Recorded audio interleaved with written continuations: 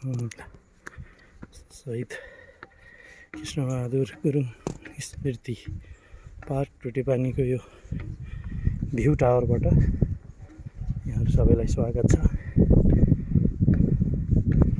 निकै अग्लो स्थानमा रहेको यो तनहुँको लगभग 1500 देखि अन्दाजी 2000 मिटर हाइटमा रहेको यो भ्यू टावर चाहिँ दृश्यावलोकन गर्न सकिन्छ। यो नेपालको नेसनल फ्लावर लालीगुँरास यहाँनिर हेर्ने हो भने दमोली यो बाटोमा पर्छ भने बाटोमा यताबाट हेर्दै जाने हो भने तनहुँको सबैभन्दा अग्लो छिन्केश्वरी तनहुँ सुर। यहाँ आज मौसम त्यति क्लियर छैन, यता गोर्खा बजार नजर आएको छ हाम्रै सामान्य।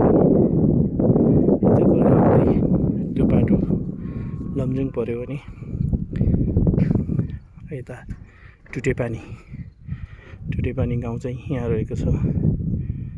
यो हामीहरूको होमस्टे पनि रहेको ठाउँ हो। यो निकै सुन्दर ठाउँ रहेको छ। यहाँ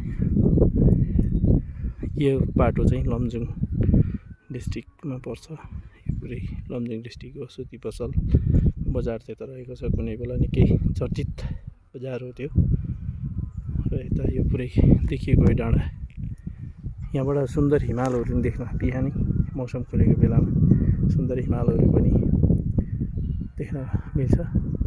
अहिले हामी हो त्यो टेलिफोनको टावर भएको ठाउँनिर हाइकिङ गएर आइयो।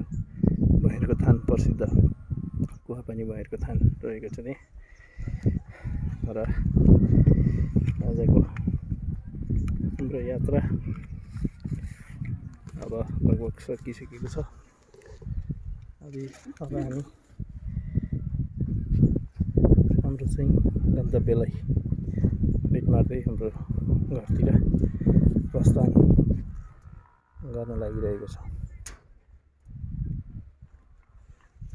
यहाँबाट हाम्रो सम्झुरको गाउँलाई निहाल्ने हो भने यतातिर पर्छ।